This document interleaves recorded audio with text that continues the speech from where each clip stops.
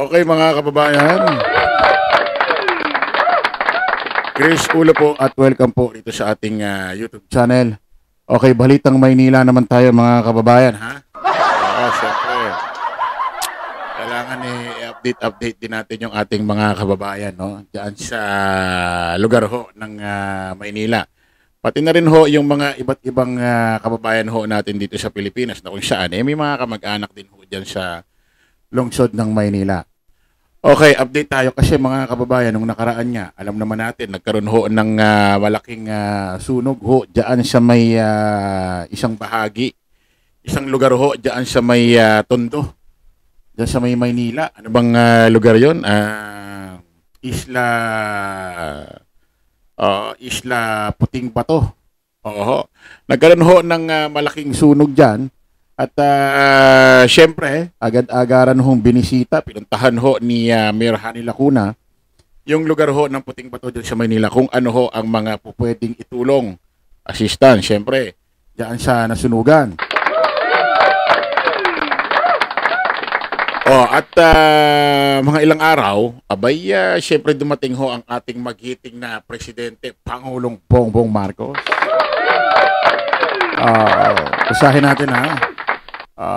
Sa pagpapakita ng malasakit at suporta, pinangunahan ni President Bongbong Marcos kasama si Mayor Hani Lacuna ang pagbisita sa mga biktima na nasunugan sa Isla Puting Bato.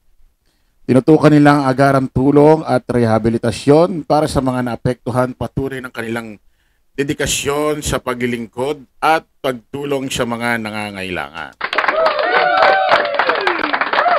Nako, syempre, alam niyo naman dyan sa Maynila, nako, alam naman natin ho, dyan sa Maynila, marami hong loyalista, di ba? Alam naman natin na marami hong sumusuporta kay Pangulong Bongbong dyan. At alam naman natin, mga kababayan, na marami ring Mayor Hani Lacuna dyan sa Tondo, di ba? At alam naman natin na dyan sa Maynila, marami ring galit kay Digong.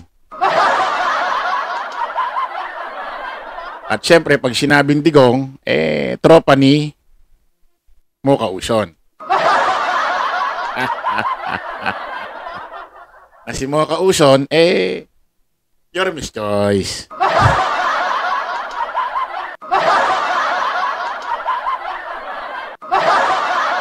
So, sa tingin niya, may impact kaya ito sa Maynila? May impact kaya ito, especially ho dyan sa lugar ng Tondo? Especially ho dyan sa Puting Bato na kung saan mga nasunugan? Mukhang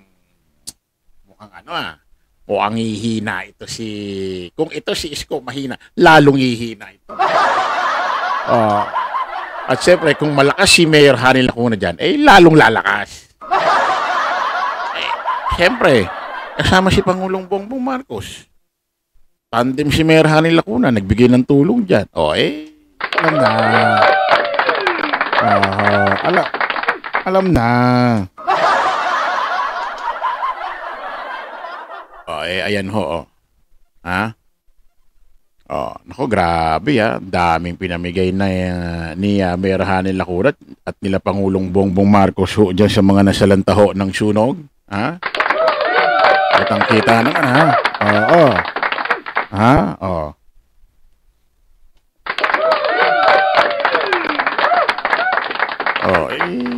alam na, sino pa? Sino pa isusulat sa... Tayo pa naman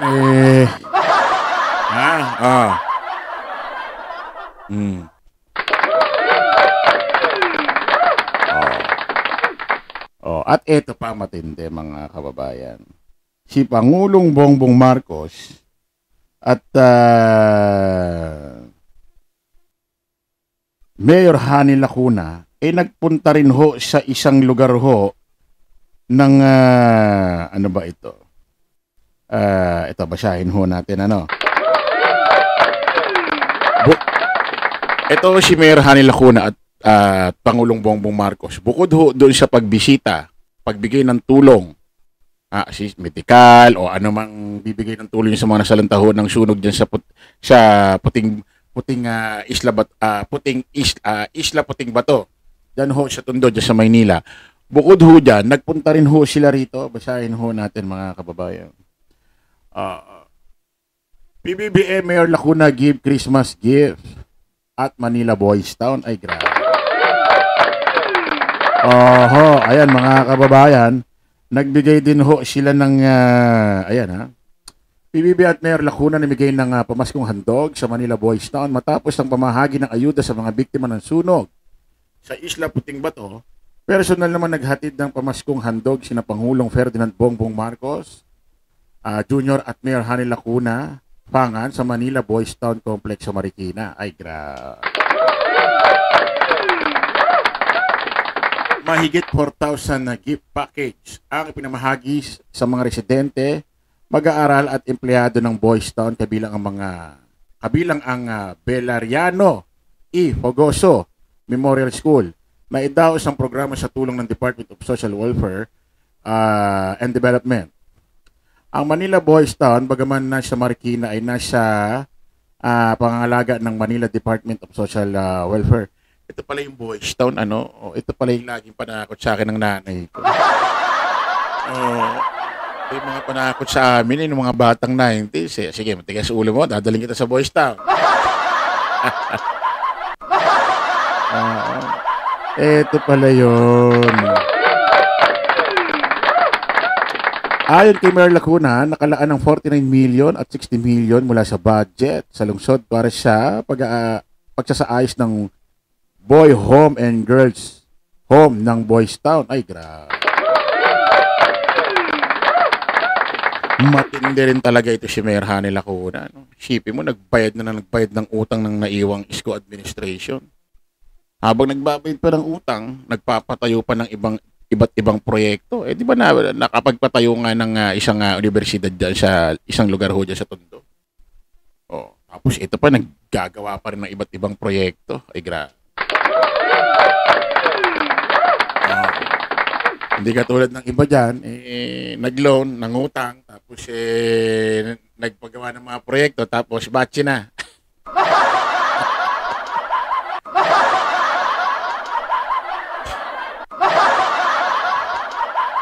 Sama-sama silang nag-loan, pero nung magbabayaran na, hindi na sila sama-sama. Si Mayor Hani Lacuna na lang. Ay, sus.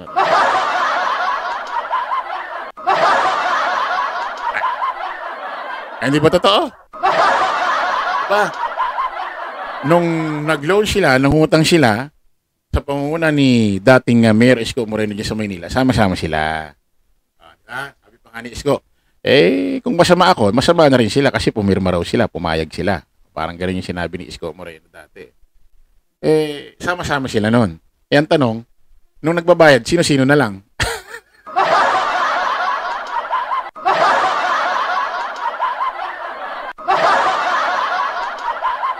At sabi ko nga, nung nag-uusap-usap kaya sila, na maglo-loan sila, uutang sila nung mga panahon na yun, sinabi kaya ni Isko Moreno na, sige, uutang tayo ha. Kung papayag kayo, pumirma rin kayo. Pero ang magbabayad niyan, hindi na ako. Kasi sa 2022, tatalo na ako sa pagka-presidente.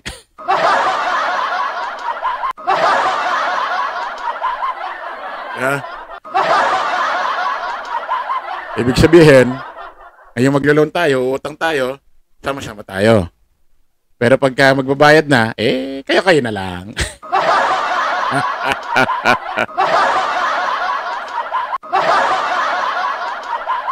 Kung mayroong tinatawag na wais na misis, kasi yung si Neri daw, yung asawa daw ni Chito Miranda, yung sa parokya ni Edgar, kung may wais na misis, may wais na mayor.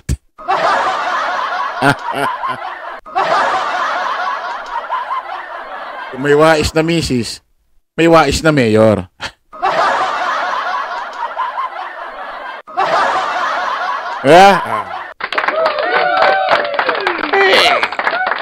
Hindi ba wais yung nag-loan sama-sama pero magbabayad ng utang hindi na sama-sama, watak-watak na.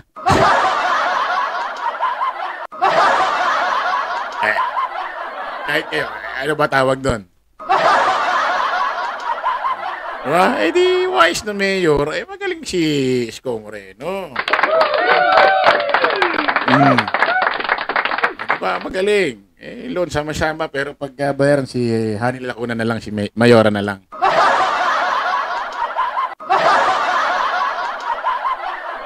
Eh ngayon, eh babalik na si Isko. Clear na yata ang utang. Eh pwede na bumalik.